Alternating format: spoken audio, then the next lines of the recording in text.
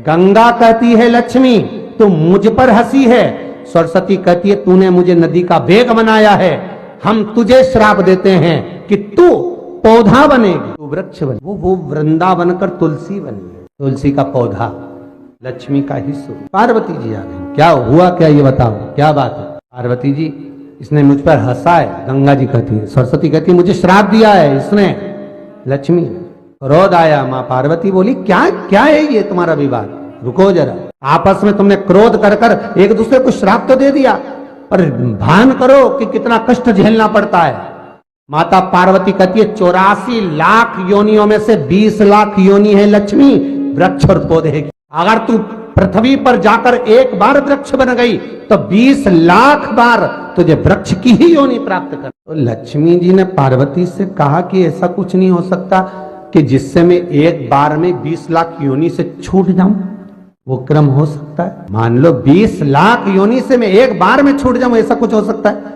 पार्वती जी ने कहा ये तो मैं नहीं बता सकती, ये तो मेरे महादेव ही बता सकते, क्योंकि भगवान शंकर ये कैसे हैं जो कितनी योनियों से किसको मुक्त कर सकते हैं, किसको कब क्या दे सकते हैं, ये शंकर ही जान सकता। आपको पहले भी कहा भगवान विष्णु देंगे तुम्हारे कर्म में जितना लिखा उतना देंगे, ब्रह्मा जी देंगे तुम्हारे भाग्य में जितना लिखा उतना देंगे, महादेव जब देंगे तो कर्म और भाग्य नहीं देखते, उन्होंने देखा कि दुखी शिव जी से करिए, बोले बाबा कृपा करिए, ये लक्ष्मी पर कृपा करो, ये गंगा मैया पर तो आपने करुणा करी है कि ठीक है उसका नाम आपके नाम के साथ आएगा, अस्थियां डलेंगी तो भी तर जाएगी, तो ये लक्ष्मी पर कृपा करो, पौधा बनेगी वो, उसको तुलसी का क्यारा बनना है, उसके बाद उसका वृक्ष का जन्म नहीं होना चाहिए, ऐसी कृपा कर दो, मुझे अच्छा नहीं लगेगा। कार्तिक के महीने में लक्ष्मी जो तुलसी के क्यारे के रूप में प्रगटी है कि मंजरी को जो द्वादशी की तिथि के दिन भगवान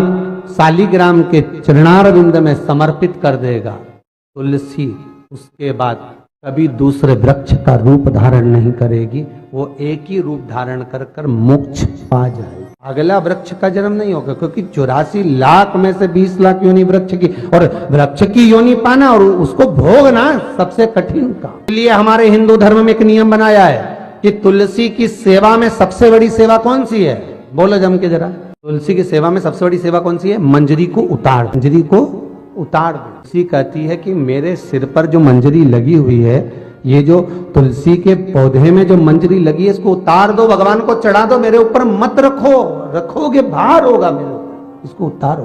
बहुत उपद्रव मचाने लगा, पर वृंदा की भक्ति के कारण जीवित था। देवता घबरा गए, देवताओं ने कहा इसको मारे कैसे, तो भगवान शिव ने कहा तुम ही बताओ क्या करना चाहिए, तो भगवान विष्णु के मारने का प्लानिंग तो आप ही कर सकते हो प्रभु, हमारे बस की तो है नहीं। क्यों? क्योंकि वो वृंदा हमारा भजन करती है, और हमारा भजन करे और हम मारे तो अच्छी बात थोड़ी ना लगे, आप बताओ कैसे मारा जाए। तो भगवान बोले एक तरीका है कि तुम जब मैं जलंधर को युद्ध के मैदान में लेकर जाऊंगा तब तुम इसका सात्वित्व भंग कर दो, इसके कक्ष में जलंधर बन। तो भगवान विष्णु बोले ये मेरा पूजन करती है, मैं सात्वित्व भंग करूं अच्छा लगेगा, एक काम करो नहीं तो तुम सात्वित्व भंग करो। शंकर भगवान बोले मेरी धर्म पत्नी जगदम्बा से मैंने जब विवाह करा था, वचन दिया था हे जगदम्बा, नारी के सात्वित्व को एक तू और एक मैं सदा सदा के लिए जीवित रखेंगे, नारी के सात्वित्व को। इसलिए स्त्री नारी जो भी व्रत करती है, उपास करती है, पूजन करती है, पाठ करती है, अर्चना करती है, उसमें लक्ष्मी जी का पाठ नहीं होता, लक्ष्मी जी की आराधना नहीं होती, सरस्वती की आराधना नहीं होती, उसमें माता पार्वती की आराधना होती है। तीज का व्रत किसका है? बोलते जाओ। चतुर्थी का व्रत किसका है? छठ का व्रत किसका है? पार्वती। जितने माताएं व्रत करती है सब पार्वती के हैं। सातित्व देने वाली है, अखंड सौभाग्य देने वाली है, वो सुख देने वाली, सरल नहीं है माँ, जगत की जगदम्बा है, धात्री है, वो जगत धात्री।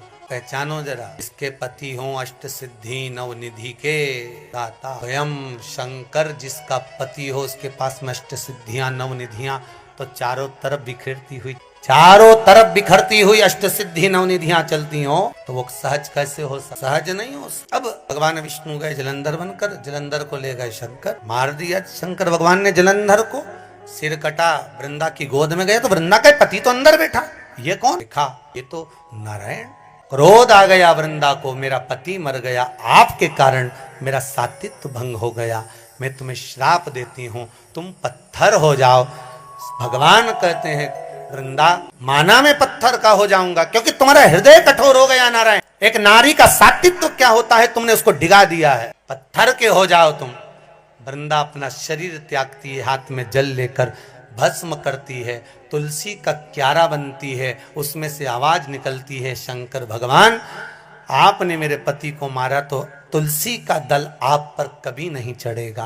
केवल वर्ष में एक दिन बैकुंठ चतुर्दशी का दिन ऐसा होता है जो रात्रि में 12 बजे से लेकर सुबह 4 बजे शंकर भगवान पर तुलसा चढ़ती है और ठाकुर जी पर बेलपत्र चढ़ता है।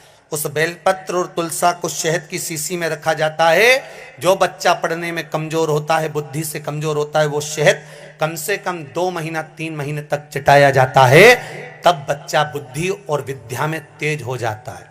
जिसको याद नहीं रहता हो, याददाश्त कमजोर हो गई हो, कई बुजुर्ग लोग भी ऐसे हैं जिनको याद नहीं रहता, बेचारी अंगूठी रख के भूल जाती है, कहीं ऐसी ये सामान रख के कहीं चला जाता है। तो बैकुंठ चतुर्दशी के दिन आप प्रयास करना, एक तुलसी का दल भगवान शंकर पर और बेलपत्र जम के बोलो भगवान ठाकुर जी, दोनों को इकट्ठा करना, शहद की शीशी में डालना, उसको चाटना।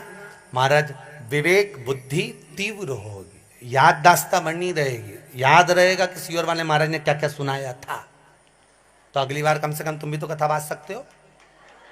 इसलिए याद करते चलो।